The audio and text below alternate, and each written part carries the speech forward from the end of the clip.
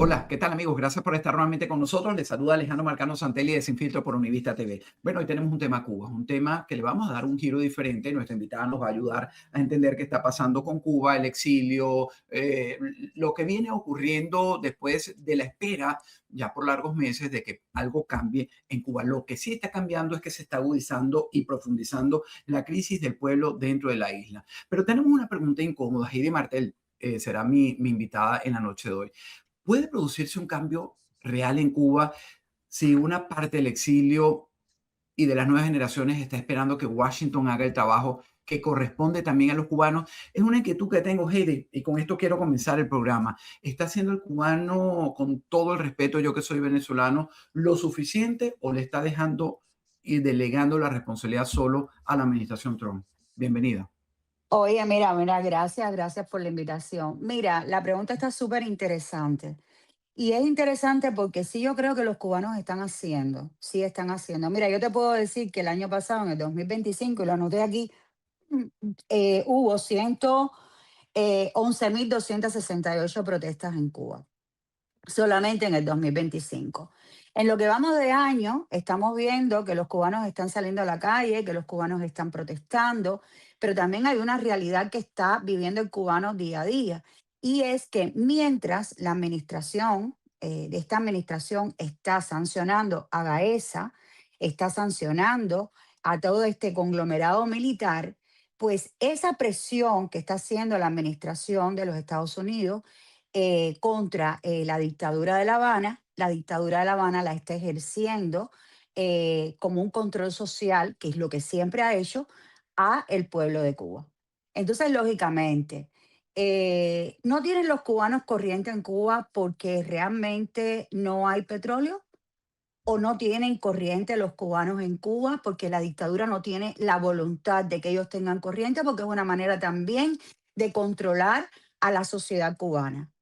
Y eso es una pregunta que está arriba del tintero, porque fíjate que el año pasado Cuba recibió 4.700 millones de barriles de petróleo y la isla estaba en apagón. Y Ujú. en el verano justamente los cubanos estaban pasando apagón, mosquito, chikungunya, dengue, virus que estaban ahí dentro de la isla.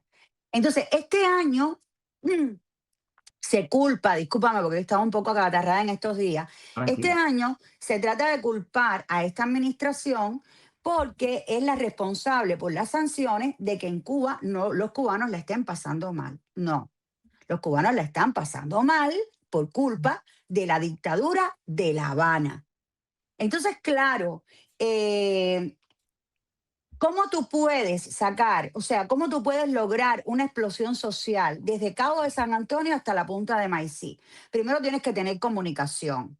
La tienen literalmente cortada ante la falta de electricidad en el país. Evidentemente, las comunicaciones también tienen dificultad. Ya ahí tienes el primer factor por lo cual no puede existir una explosión social espontánea que se pueda salir como fue ese glorioso 11 de julio.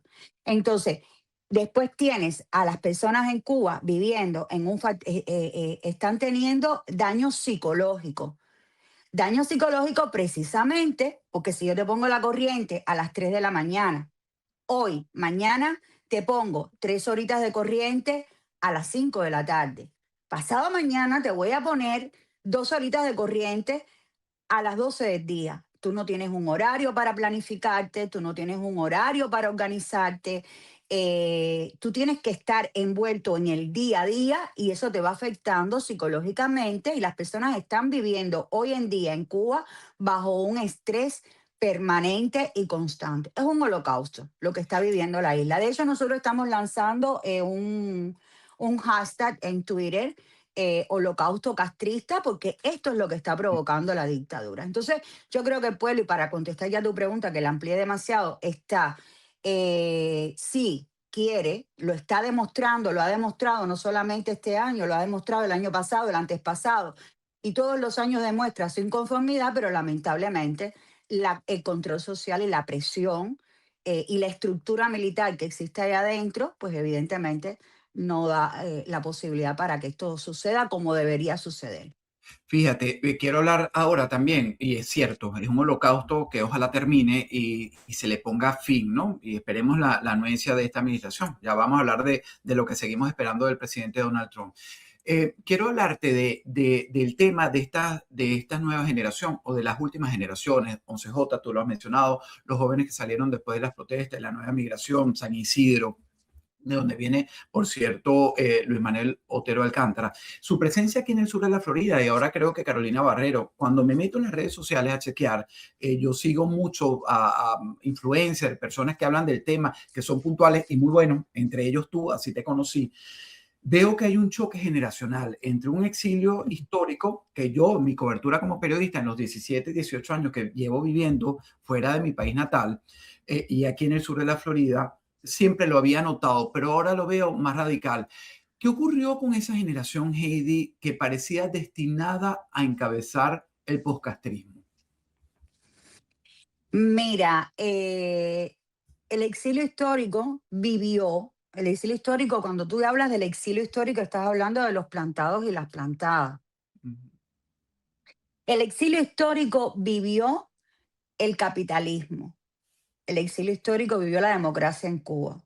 Estas nuevas generaciones que tú me acabas de mencionar, como yo, estas generaciones, somos de la generación de la dictadura, de la generación de la revolución, donde hay un daño antropológico brutal.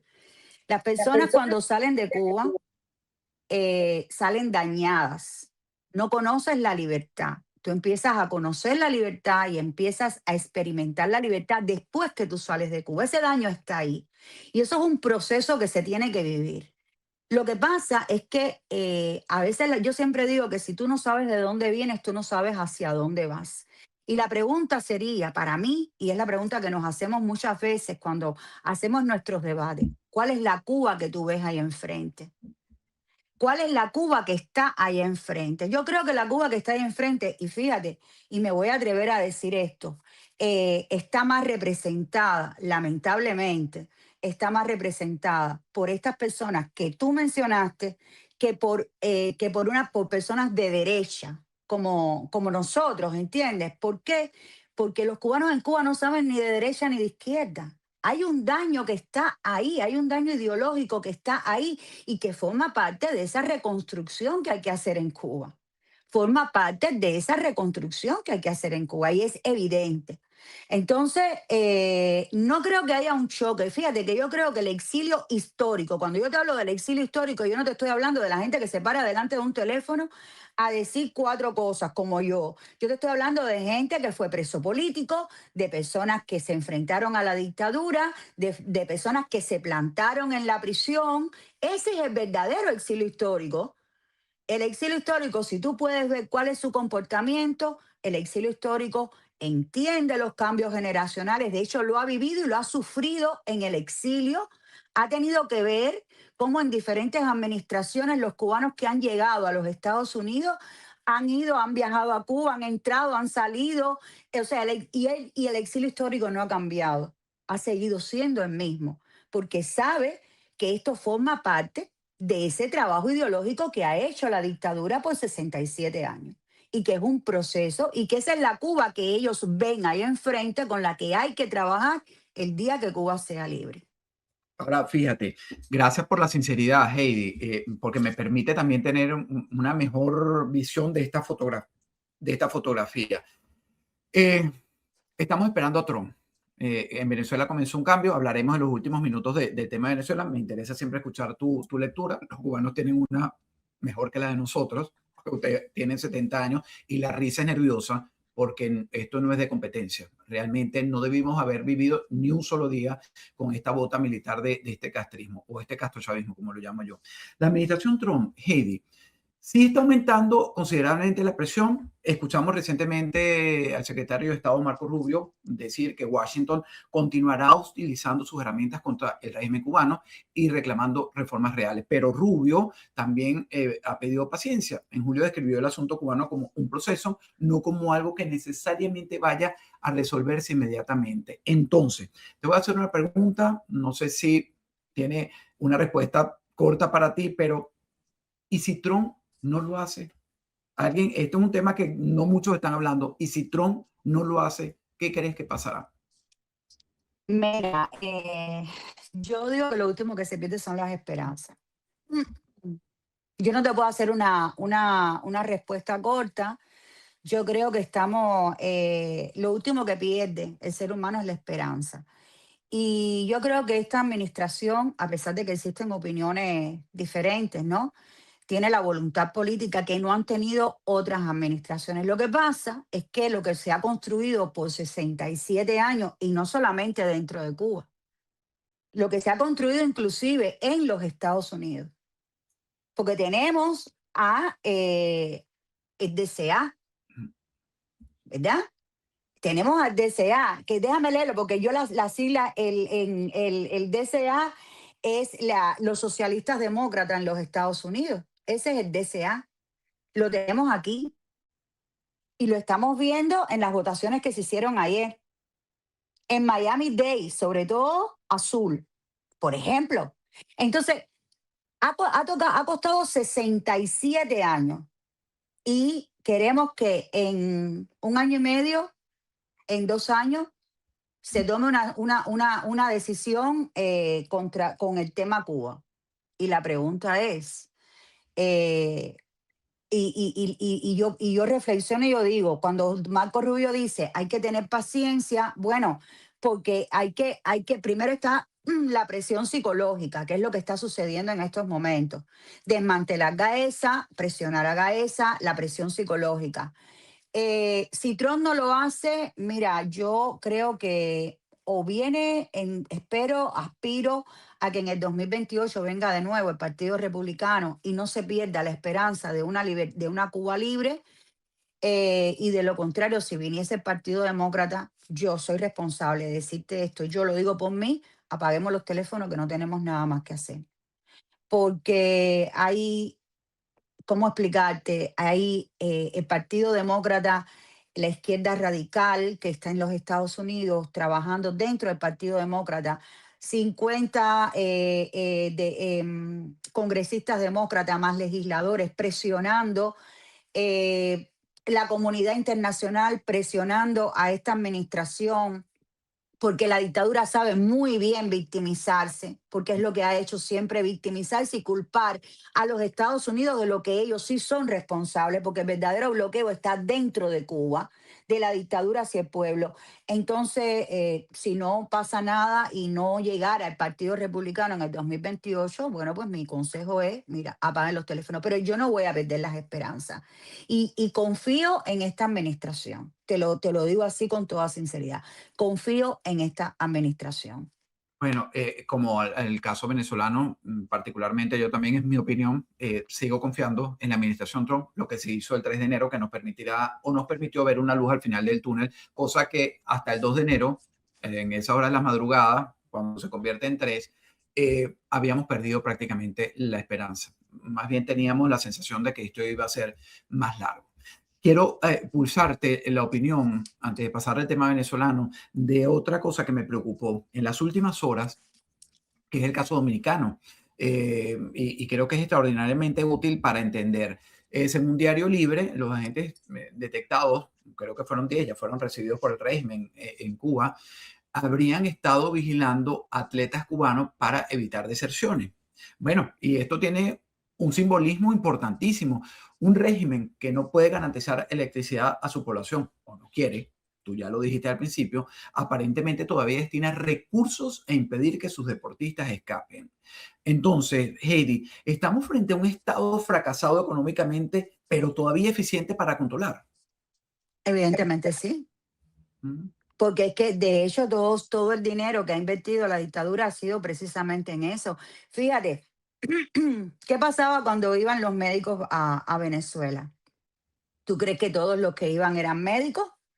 No, ahí iba un sector de la inteligencia cubana que era quien vigilaba a esos médicos, quien les recogía los pasaportes a esos médicos para que esos médicos no desertaran. Ahí están los testimonios, los médicos lo hablaron. ¿Qué pasó cuando la COVID y los médicos que fueron a México?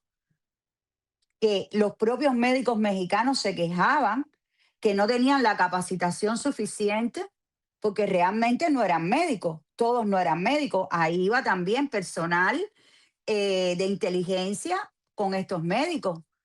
¿Entiendes? Entonces, la inteligencia cubana está donde quiera. ¿Qué está pasando hoy? Amanecimos con una noticia.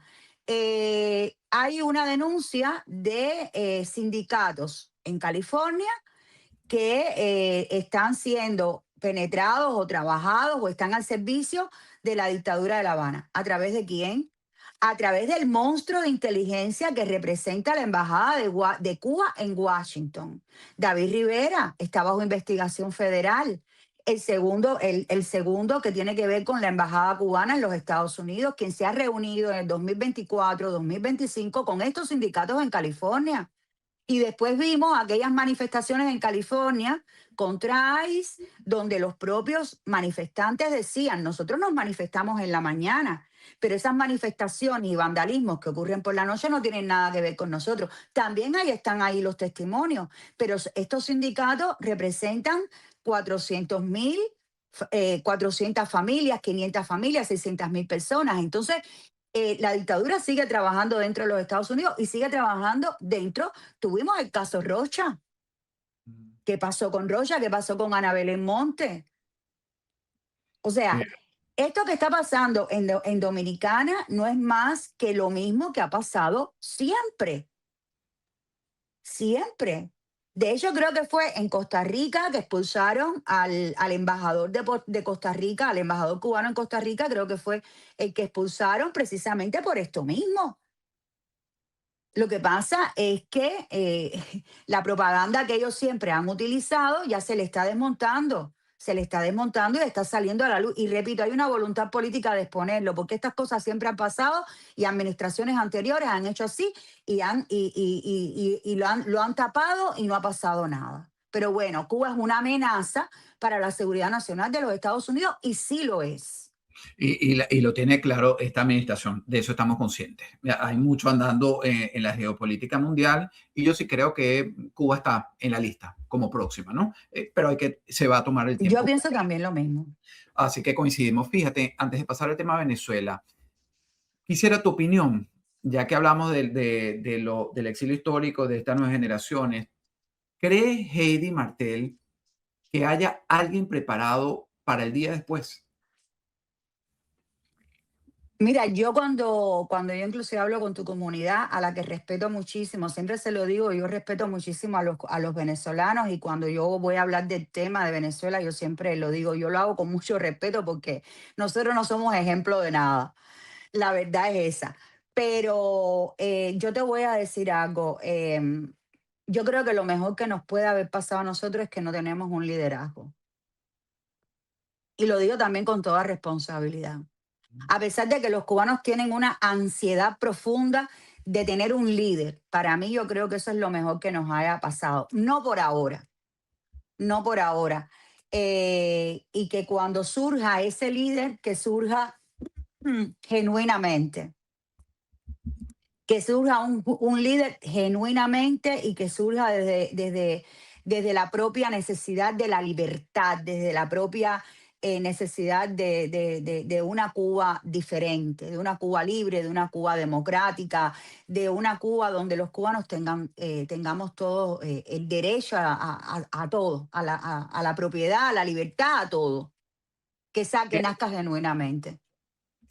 Pero bueno, y además tiene que Porque llegar. no más, no, el caudillismo, no, o sea, yo no tengo nada que ver con el caudillismo, me molesta el caudillismo. Ya Sí, nosotros tuvimos un caudillo, 67 años, y todavía existen organizaciones como el DCA en los Estados Unidos que están hablando de este caudillo, que nosotros lo queremos borrar de la faz de la tierra, de los libros y de todo, pero de todas maneras, o sea, es una imagen que se crea y definitivamente termina destruyendo la mente del ser humano. Venezuela, ¿cuál es tu lectura? Yo sé que tienes intercambios con muchos representantes de Ajá. mi comunidad, tienes amigos también, me imagino que el círculo, el que vive en Miami ya no es amigo de un venezolano, vamos a ponerlo del otro lado, Heidi, venezolano que no tenga en su entorno a un cubano, creo que no está viviendo Claro. en el sur de la Florida, ¿no? Además nos hemos hermanado con las diferencias que podamos tener, pues aprendemos, nos retroalimentamos.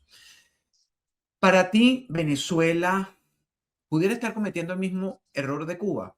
Ya lo No. cometimos, no escucharlo. Ah, bueno, adelante. Te iba a ampliar la pregunta, pero adelante. Mira, yo te voy a decir algo. Las transiciones de la dictadura a la democracia no son democráticas. No lo son. Nunca lo han sido y no lo van a ser. Nosotros los cubanos, por llevar 67 años en nuestros espacios, hemos hablado mucho de las diferentes transiciones que han existido en Europa del Este, como en Letonia, Estonia, Alemania, Polonia. Hemos hecho debates sobre estas transiciones. Si tú te pones a analizar las transiciones que sucedieron en estos países, en ninguno de esos países fueron iguales unas a la otra, porque cada país tiene sus características. Y parto de ahí, por eso te dije, no.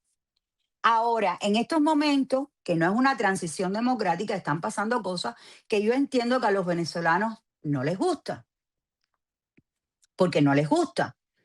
Es entendible que no se pueda, que no pueda gustar lo que está sucediendo. ¿Por qué? Porque se está transicionando desde el chavismo se está transicionando. Y es una realidad muy dura y muy cruel después de ustedes haber tenido unas elecciones que fueron robadas descaradamente. Pero ojo, que no fueron robadas ni por Donald Trump ni por esta administración, que fueron robadas y fueron tapiñadas ese robo por los demócratas. Porque también se tiene memoria corta, que somos, abogamos mucho a la memoria corta. O sea, ahora resulta que esta administración que sacó y extrajo a Nicolás Maduro el 3 de enero es la responsable de los 27 años en que los venezolanos se empeñaron en un socialismo dentro de Venezuela. Y no es así. Entonces, eh, lo que está pasando es una transición que ya comenzó con la Asamblea Nacional del 2015. ¿Y por Dolorosa, qué? que muy poca gente lo quiere entender, es dolorosa, hay que tragar grueso, pero está Claro, funcionando. Por lo menos estamos viendo algún que otro cambio. pero ¿por qué se llega ahí? Porque es la única asamblea que está reconocida por los Estados Unidos y por la comunidad internacional. Pero además, el tener trabajando a la asamblea del 2015 ahí en esta transición no le da legitimidad a Nicolás Maduro como presidente de Venezuela. Y si tú no le das legitimidad como presidente de Venezuela a Nicolás Maduro, entonces la comunidad internacional no puede reclamar a un presidente de un país, porque no lo es. Porque las elecciones que vinieron después de esa asamblea del 2015 fueron fraudulentas. Y eso es lo que hay que entender y eso es lo que se trata de entender. Yo sé que hay venezolanos de muy, tú sabes, que están trabajando con la comunidad para que se entienda este proceso que es difícil. Y yo los estoy acompañando para cuando nos toca a nosotros poder tener el mismo pragmatismo que tengo con ustedes porque yo sé que es muy complicado. Tan complicado, Heidi, que fíjate, tú hablabas de, y nosotros, tú mantienes el respeto hacia tu comunidad, hacia la comunidad venezolana y yo hacia la cubana, porque no soy cubano. Y entonces todo lo que hacemos, yo desde mi papel como periodista, comunicador social, pues me enfrento al tema con el más absoluto respeto a quien nos pueda estar viendo y no quiero herir susceptibilidades. Pero hay temas que estamos viendo. Tú nombrabas que ustedes no han tenido un liderazgo político, lo ves como algo importante. Para mí, para como venezolano, veo que el exceso de electoralismo de candidatos, pasando por María Corina, llegando hasta cualquiera de las figuras que representó el interinato, que fracasó, fue fallido, y todos los anteriores, Capriles, Manuel Rosales, que ahora los ves y todos pareciera una misma especie política, sin distinción de si es roja de como el chavismo o es de otro color. ¿Qué pasa? Que en ese afán de resolver las cosas electoralmente, se olvidan que no puede haber elecciones pronto, porque el sistema está todo confiscado, robado, no solo por estos dictadores, sino por el régimen cubano, que es el que además finalmente controla, y esto nadie tiene duda, controla el sistema, las máquinas, la automatización, porque, ejemplo, aunque lo haya negado el castrismo, las 30 o 32 personas que fallecieron en el anillo de seguridad el día que trajeron a Nicolás Maduro. No podemos, y yo creo que a muy pocos le queda duda. Ahora, nosotros pareciera, Heidi, y ahí te puedes meter, yo te doy permiso, en aguas más profundas. Pareciera que lo único que nos interesa con memoria corta es, porque bueno, Trump lo sacó, pero no puede hacerlo, porque él no se puede robar las elecciones, se está robando el petróleo, que es falso, es mentira. Son los únicos que están haciendo algo real para el cambio, y en esto también es real. Pero entonces nosotros queremos elecciones con el mismo sistema, olvidándonos que no solo es el Consejo Nacional Electoral, que es el Tribunal Supremo de Justicia, que es la Fiscalía, el Poder Moral, que son las instituciones, que son las oficinas. Hasta hoy veía, antes de grabar contigo, a la hija de Diosdado Cabello, ministra de Turismo. Hablando de turismo, ¿tú crees que en esas oficinas no están infiltrados y no hay comunistas mandados, así como hubo una representante del castrismo en la isla Margarita? Eso no se ha desarticulado aún. Entonces, como que perdimos el norte. Nada, ya no lo sacaron, ahora nosotros vamos a exigir. Y no creo que tengamos ese derecho. Heidi, ¿quieres meterte en este paquete conmigo? Sí, me voy a meter contigo sin ningún problema, porque además en mis espacios los venezolanos yo te voy a decir algo, la comunidad venezolana con la que yo me relaciono, y tú lo sabes, es la comunidad venezolana que en su mayoría apoya el liderazgo de María Corina Machado. Y yo sé que tú no eres de los que apoyas ese liderazgo, pero es que eso es lo que se quiere para una Venezuela libre, eso es lo que yo quiero para una Cuba libre, porque si todo el mundo tiene que levantar la mano y todo el mundo tiene que estar de acuerdo, bueno, pues entonces no queremos libertad ni queremos democracia. Así es. Entonces, claro que a lo mejor tú tienes una propuesta diferente o no tienes una propuesta. Es como a mí que me dicen, ¿a qué partido tú perteneces? No, yo a ninguno. Yo voy a esperar que Cuba sea libre y cuando Cuba sea libre yo voy a escuchar las propuestas a ver dónde yo me apunto. Porque yo ahora, en este momento, yo creo que mi papel más importante es denunciar la dictadura. Pero para no irme del tema, para no irme del tema, las transiciones, te decía que no son fáciles. Lo que se está tratando, primero, tú no puedes paralizar un país. O sea, yo no sé cuál es la parte que no se entiende, que ahí viven personas que tienen que comer, que tienen que bañarse, que tienen que dormir, que tienen que trabajar, y tú no puedes paralizar un país. Eso en primer lugar. En segundo lugar, tienes un país que lo estás desarticulando desde adentro. Lo estás desarticulando desde adentro. ¿Y qué ustedes piensan? ¿Que 27 años, desarticular 27 años se hace de la noche a la mañana? Claro que no. No se hace. Todavía está el tema, están los chavistas ahí. Ellos claro que van a hacer resistencia para quedarse. Claro que van a buscar todas las formas y maneras de mutar. Evidentemente que sí. ¿Está lista Venezuela para unas elecciones? Mi opinión personal. En estos momentos, no, porque todavía el control militar lo tienen los chavistas. Todavía el control militar, la estructura militar, policía, Así fuerzas es. armadas, lo que sea, lo tienen los chavistas. Entonces, La ¿cómo tú vas a fuerza. hacer? Claro. Entonces hay una pulga de poder ahí adentro que tiene que irse desboronando lentamente y poco a poco. Entonces, ¿qué es lo que yo, personalmente, yo lo he dicho en mis espacios abiertamente, qué es lo que yo digo? Hay que hacer una batalla cultural con el ciudadano venezolano, hay que explicarle al ciudadano venezolano los procesos que se están viviendo, hay que entender, inclusive los que están fuera de Venezuela, el proceso que se está viviendo. Ojo, esto no quiere decir que no lo cuestiones. Todo es cuestionable. Pero cuando te dan perretas por el oro, la pregunta que yo hago es, bueno, ¿dónde está el oro? ¿Por qué no les da perreta a los venezolanos, a mis amigos venezolanos? ¿Por qué no les da perreta por el oro que está en Suiza de Nicolás Maduro? Porque yo los veo reclamando el oro que está en Inglaterra, que Estados Unidos lo que acaba de decir es que ese oro cuando se libere se va a llevar para ser administrado. ¿Por qué? Porque todavía no hay unas elecciones democráticas en Venezuela.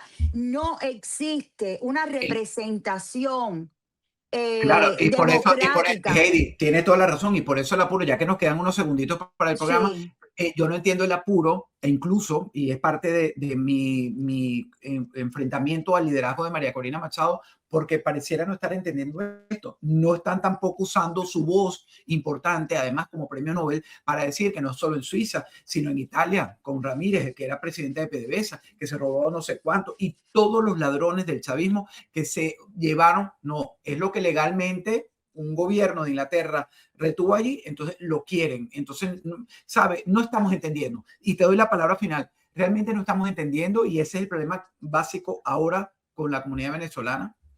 Mira, no se está entendiendo, no porque la gente no quiere entender, porque la gente está más dejándose llevar por la emocionalidad que por la razón. Y muchas veces en estas transiciones, o casi siempre en estas transiciones, la gente busca lo que es moralmente correcto. Y Mm. lamentablemente, y a eso me voy a ir ahora, ya rapidito, porque sé que nos queda poco tiempo, lo que está pasando con el tema del petróleo y el famoso Betancourt, moralmente correcto es no. Pero si lo mira desde el punto de vista estratégico y desde el punto de vista de que esa persona tiene una compañía que genera 130.000 barriles o 160.000 barriles de petróleo diarios, que es una compañía efectiva y tú necesitas que ese petróleo de Venezuela empiece a hacer así, la empresa petrolera avanzar, tú tienes que utilizar a una persona que moralmente correcto no está, pero que tiene vínculos directos con estas personas que están allí, el chavismo que todavía está allí, que es Delcy Rodríguez, Jorge Rodríguez y Diosdado Cabello, y por el otro lado que responda a los intereses de la administración de los Estados Unidos, que no es más que entren empresas extranjeras a invertir a Venezuela para poder salir, número uno, de la inflación enorme que tiene, número dos, porque tienen deuda externa que la tienen que pagar porque los acreedores están pidiendo su dinero. Y número tres, porque el venezolano tiene que vivir. Entonces se tiene que ir llevando economía y política de la mano. Y el que no lo quiere entender se empezará a cortar las venas, echar espuma por la boca y al final de la historia no tiene más nada que hacer. No tiene más nada que hacer. Y yo lo digo todos los días, yo soy muy frontal en ese tema porque yo lo digo una y otra vez. ¿Es fácil? No. Para nosotros tampoco es fácil lo que está pasando, pero hay que entender los procesos y por lo menos tratar de decir, bueno, esto no me interesa, pero buscar a quién está beneficiando. ¿Está beneficiando a Delcy? No, Delcy está trabajando presionada con Estados Unidos, por Estados Unidos. Entonces, el país tiene que ir saliendo de la crisis económica en que está para que Venezuela vuelva a resurgir de las cenizas, salga de las cenizas y pueda ser un país próspero. Así es, y así será algún día como Cuba. Claro que Eh, sí. Amén. Y no podemos perder la esperanza. Para no alargar, déjame cerrar yo, Heidi, te agradezco enormemente. No, yo te Y agradezco a ti. no, yo quiero dejar un mensaje para nuestros hermanos cubanos y para los venezolanos. Señores, tenemos un gran aliado actualmente, que es la administración del presidente Donald Trump. Tenemos que seguir apostando. No apuremos las cosas porque nosotros solos nunca pudimos. Sabíamos que no podíamos. Y ahora que tenemos esa mano, aprovechémosla y entendamos los procesos que no son rápidos porque tenemos muchos años de desgobierno y hay un cambio, una pequeña oportunidad. Apostemos a ello y no sé si lo queremos mezclar con fe. Heidi, no te dejo hablar más porque se va a alargar porque tú hablas tanto como yo. Así que agradecido, No, agradecido gracias a ti. por tu momento y esta entrevista que nos ha dado para Univista TV. Señores, gracias por habernos acompañado. Yo me despido hasta una próxima oportunidad. Soy Alejandro Marcano Santelli de Sin Filtro, por aquí, como siempre, por Univista TV.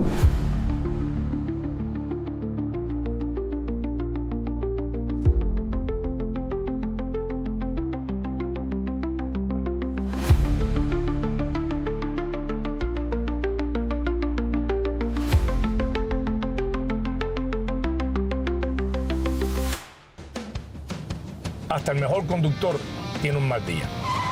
Nadie espera un accidente, pero cuando ocurre, la pérdida se siente. Sin protección, un pequeño instante puede convertirse en un gran problema. En Univista Insurance entendemos lo que está en juego.